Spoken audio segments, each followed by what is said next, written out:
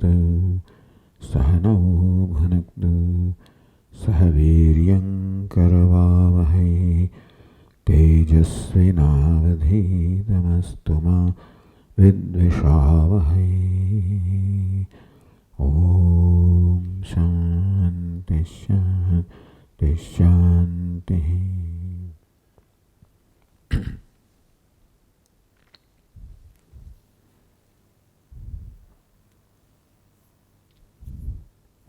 Pranam Swamiji, delighted to be in this camp.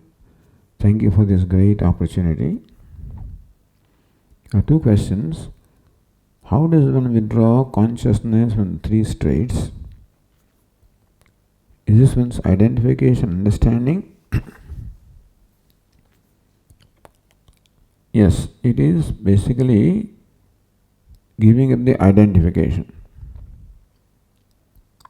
What happens naturally when you fall asleep is the identification of the gross body goes away, the subtle body goes away, although identification with the causal body remains.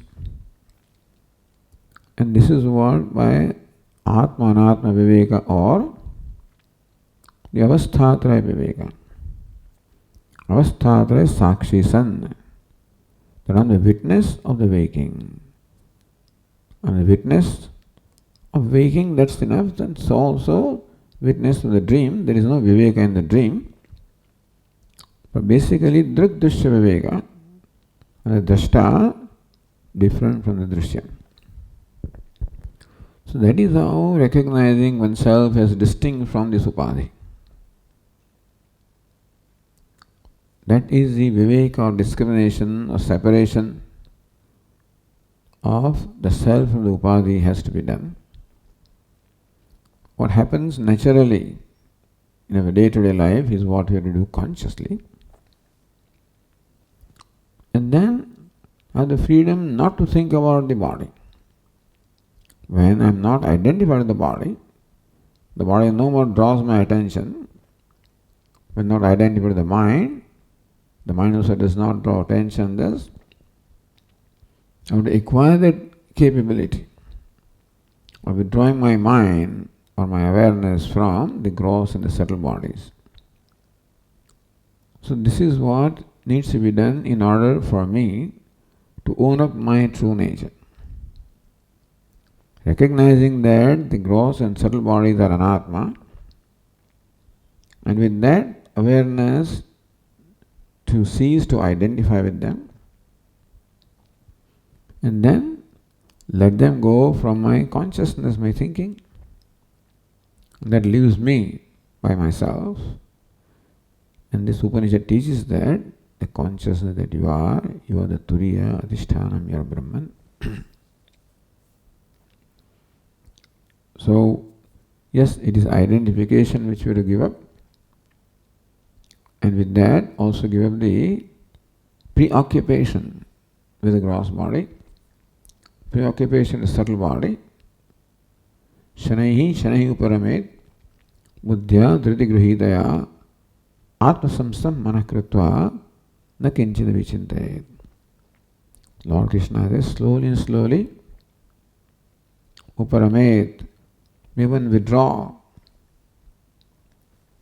atma samsam manakritva, and making the mind abiding the atma remain there.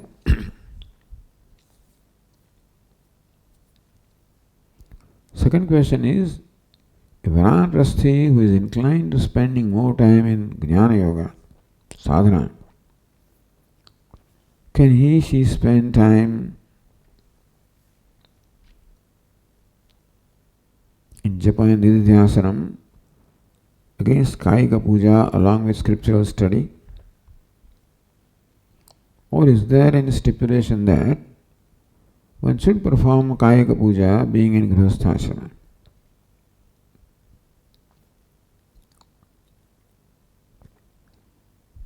In fact, the Kayika Puja, where the Kaya, the limbs, the Vak, the speech, Manaha, the mind, all the three are involved. When you gain a comfort with that,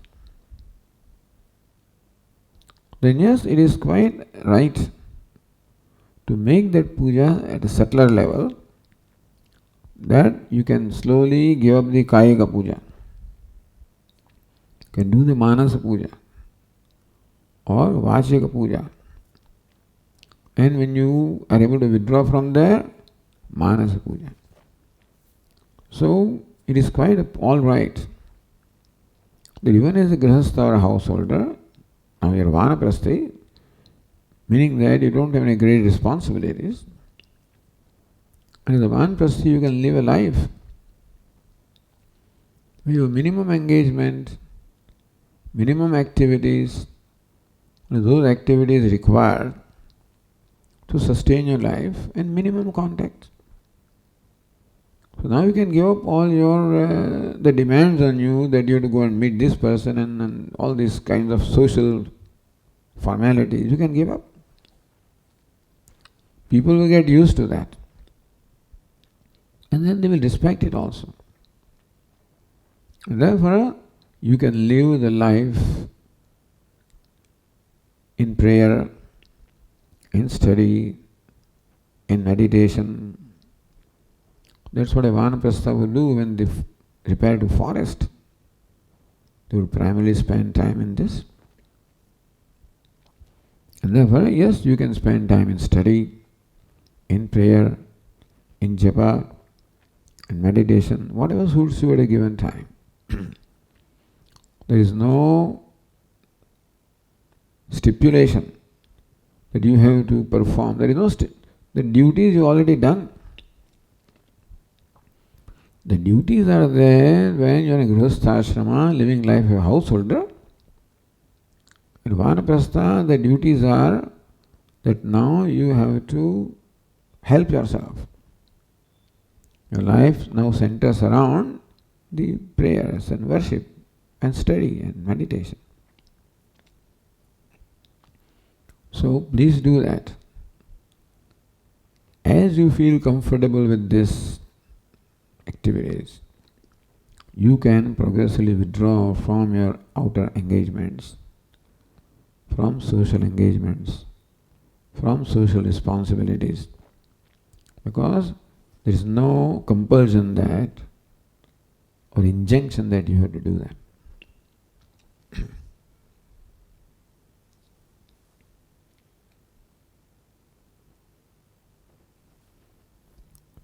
In an environment where social media and news propaganda controls our interactions and shapes our thoughts and actions, meaningful interaction is minimized. Sri Aurobindo said that the Bharata's biggest problem is the decline in the intellect. How does one function in such an environment as purposeful activity has ceased as individuals are too caught in mundane functional tasks?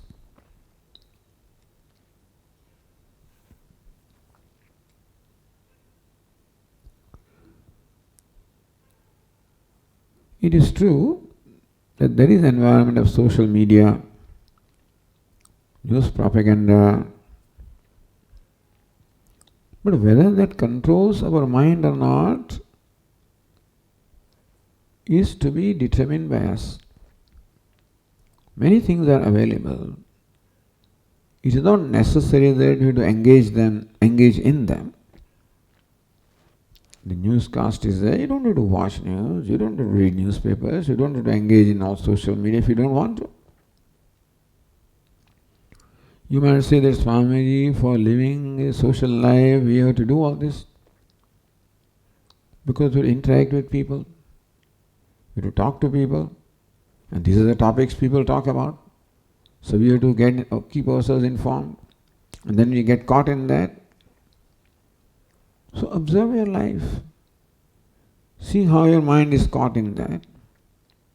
And identified area or the avenues when you can sneak out of that. In social interaction also, You might confine yourself to some one or two things or few things, and not that you do keep yourself informed everything that is going on. It is likely that our own mind is interested in those things. And therefore, we get involved with social media, news propaganda, this, that, and so forth on our own. If that is so, observe that. If we think that we are compelled to get engaged in them because of a social interaction and responsibility require us to do that, think about that. Pay attention to what makes you entangled in this social media and propaganda and stuff like that. And do you have to get entangled? Is it necessary that we should get entangled into all this, then only we can live a social life? Do you need to live that social life? A point has to come. When you retire, depending on what phase of life you are in, I do not know. But if you are a working person, then maybe you are required to engage with people. To that extent, you may keep yourself informed so that you can interact with people. But that is just a tool that you adopt without your getting entangled into that. Meaning that without that controlling you. Retain your freedom. Anytime you engage in social media or any social activity or any activity, ask yourself, am I doing it willfully, by my own free will, or am I compelled to do that? Now, compelling can be from external source, where people may compel you, but very often our own mind compels us. Because allowed the mind to get the cheap pleasure of all this stuff. So mind wants that gratification. So observe the mind, see what it is that makes you engage in these activities, and slowly discover areas where you can withdraw, slowly and slowly, so that you do not spend so much time in meaningless chatting, meaningless activities, meaningless communication. You can slowly withdraw. Maybe you may lose some friends, it's possible. But that may be all right. You may have quality friends, or it's better that you have friends with whom you can interact in a meaningful way. I'm not saying that you reject the friends, that you are a snobbish person and you do not do certain things, etc. You're not holier than thou. We don't have to make that show. But observe your mind, observe your priorities, and slowly make the mind follow those priorities, and slowly give up things that do not fall in those priorities. That freedom you have, and exercise that freedom. It says, as individuals, we are too caught in mundane functional tasks.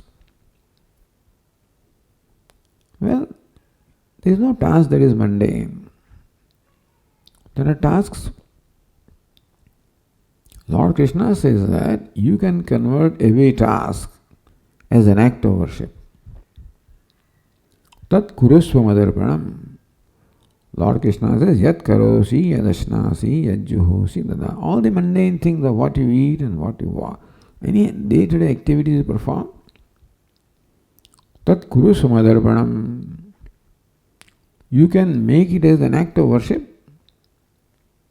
Action remains the same, and the spirit of worship is in the mind. So we have that freedom. They are all tasks. We need not call them mundane tasks.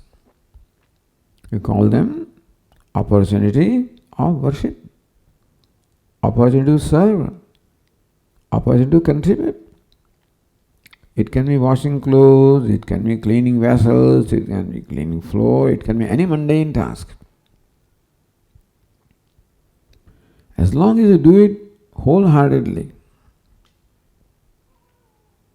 not with resistance, not just get rid of it, but do it mindfully, then any task can become an opportunity to become a mindful person, to maintain the right kind of attitudes. And that becomes then a training ground for the mind. And therefore, whatever kind of life you are living, make it as a process of contribution, mindfulness, worship. Make the life yoga. In karma yoga, it doesn't matter what you do. What matters is the attitude with which you do. You can identify certain engagements, Swami, I have to do them. There also, try to maintain whatever good attitude you can in your own mind. So, thus to change things in our own is our freedom. We may not have the freedom to change the environment, change what we do, but we have the freedom to change our attitudes. Everything then becomes an opportunity to grow, self-growth.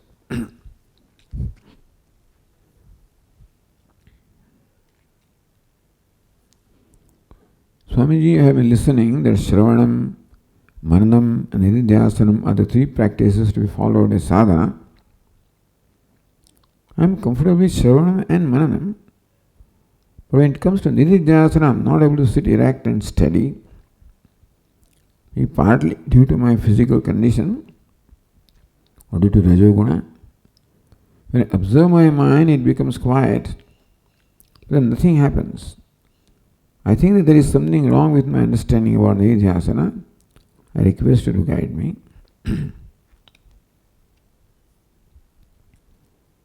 Yes, I can understand the difficulty of Nididhyasana meditation. In Shravanam, so Shravanam and Mananam are activities that you enjoy. You listen to Vedanta, it gives you an understanding. There is the joy of understanding. In Mananam also, that may be there. So in Nididhyasanam, in Shravanam, somebody else does the talking for you and you are listening. In Nididhyasanam, you have to do the same thing that you do in Shravanam. Nididhyasanam is your effort to create the same environment in your mind as happens in Shravanam. If Nididhyasanam is difficult, do simpler meditations. If you are not able to sit in a given position, sit in a comfortable posture. The only important thing is you should not fall asleep. And yes, if the mind has difficulty with Rajoguna, Tamoguna, then there are methods, some yogasana, some pranayama, some breathing exercises.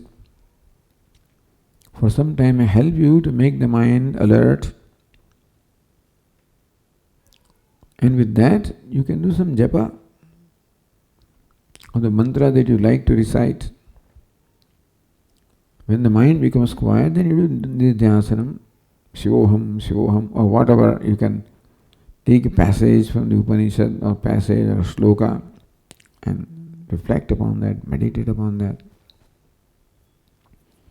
So it is true that Nididhyasam, being purely a mental activity, is difficult for almost everybody. Shravanam is something at a given level, intellectual level, where you enjoy the intellectual understanding. And there someone else makes the effort and you are the recipient. Here you have to create that state of mind, which requires an effort. But if you recognize that ultimately you get the same joy in Nididhyasanam that you are getting in Shravanam, once the mind starts getting that, it will be motivated to do Nididhyasana meditation. So some practice of meditation. If it is not Viditatmananda, meditating upon the self, meditate of any kind, just repeat a nama, repeat a mantra. Train the mind to be focused, and as a result of which mantra recital, the mind becomes quiet. Use those few minutes for Viditatmananda. When you take a statement that you will heard, a passage, a mantra, and then contemplate upon that. So small bites of Viditatmananda to begin with. In between the activity that you like, slowly it can stretch. So we can try that.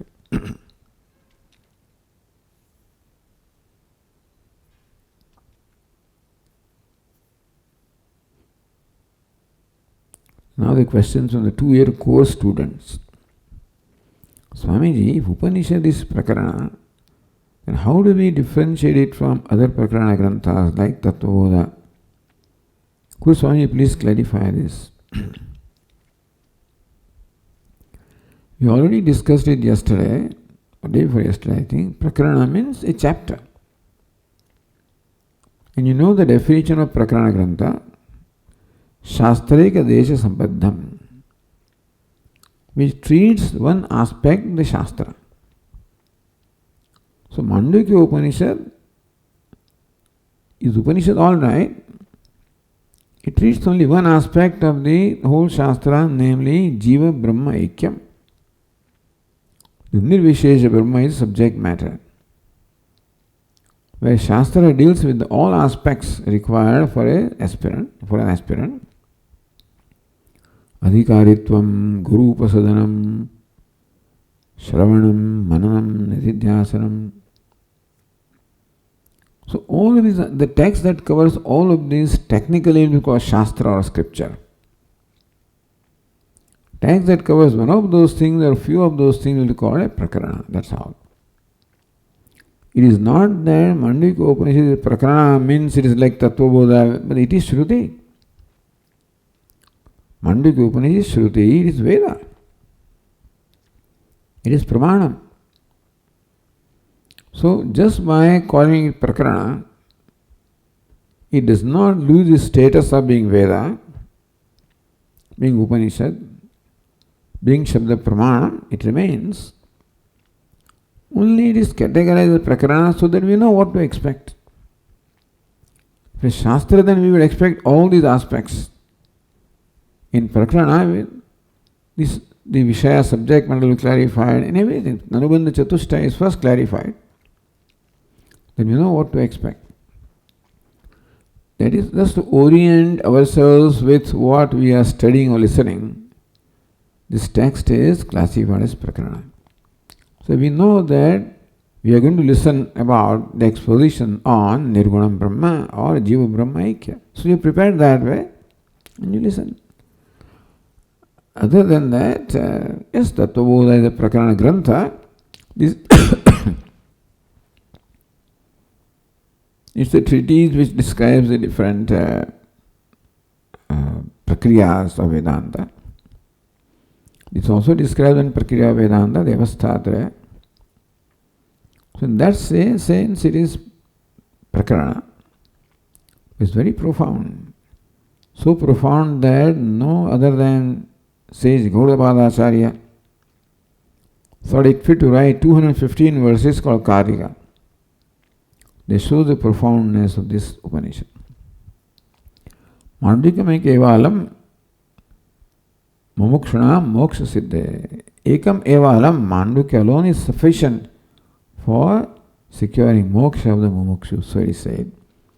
So why I call it Prakaranam? Its status is not lowered. It is just for our understanding how to relate to this text. That's the whole idea there.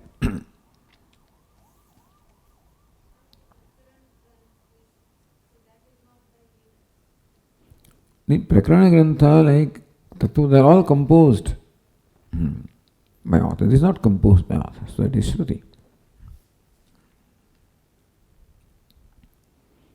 I think, Swamiji, Vachya, Vachika Sambandha of Omkara is different from Vachya Vachaka Sambandha of object and name. Could Swami please clarify this? I think Vachya Vachaka Sambandha is the same. Vachaka means name. Vachya is what is named. What is Sambandha? That when the name is uttered, the object denoted by a name or a word also shines in your mind. Or when the object shines in your mind, this corresponding names also shines. In that sense, both of them are inseparably related. So wherever, whether it is Om or M, Om is a name also. Tasya Vachaka Pranava. Omkara is a name of Brahman. And therefore, it can also, when a name is uttered, the consciousness of Brahman will take place. Except, as we said, that for the connection of Vachya and Vachaka to take place, we have to prepare our mind to create right samskara or right preparation. For ordinary objects as parts, also we should have the samskara or the training of the language and familiar with the object. So that in our mind already there is a connection between the word part and the object part. That connection is already existing, therefore, when the word is uttered, the object shines. When the object shines, the word shines. Similarly also with Omkara, what is meant by Omkara being Vachaka of Brahman or Ishvara, is that same similar connection exists, that the utterance of Omkara or thinking of Omkara also will bring about the cognition of Brahman or the knowledge of Brahman. But just as for the word part to bring about the thought of the form of the part, we have worked to establish that connection. So you have to work to establish that connection. Antaka Shuddhi, Shravanam, Mananam, Nididhyasanam, all the effort is to connect the Vachya and Vachaka. Otherwise, relationship is similar. Could Swami please explain how to understand oneness of Vaishvanara and Vishwa? The difference between Vaishvanara and Vishwa is one in dimension. True. Vaishvanara is the cosmic person. Vishwa is the individual person. But the sameness is in terms that both are persons. Therefore, Vaishvanara is called Saptanga, having all the 7 different limbs. He also has a head and feet and the body and the eyes and the breath and the bladder, just as Vishwa, the individual, has. So in that sense, with difference in dimension, there is oneness as far as it being a person.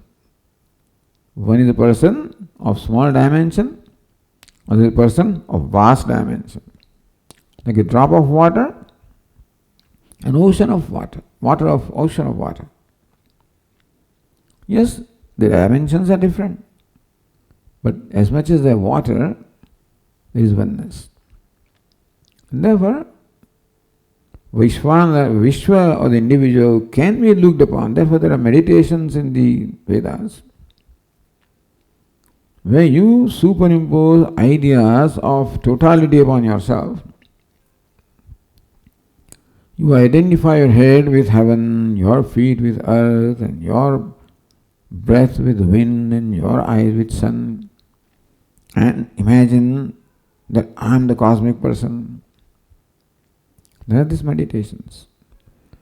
Meaning that by those meditations, it is possible to establish actual oneness, that you can become Vaishvanara in your mind. So that way there is oneness between Pinda and Brahmanda, that they are made of same material. They perform similar functions, only the dimensions are different. In that sense, the Vishwa and Vaishvanara are one. Not the same, but similar.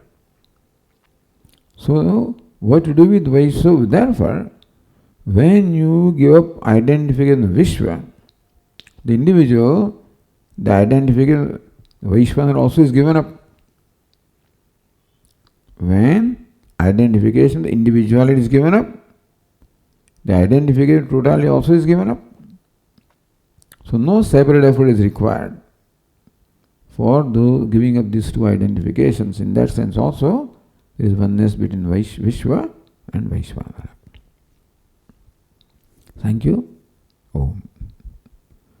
Om Purnamada Purnamidam Purnat Purnamudachyate Purnasya Purnamadaya Purnameva Vasishyate. Om Shanti Shanti Shanti. Hari Om. Shri Gurubhyo Namaha. Hari Om.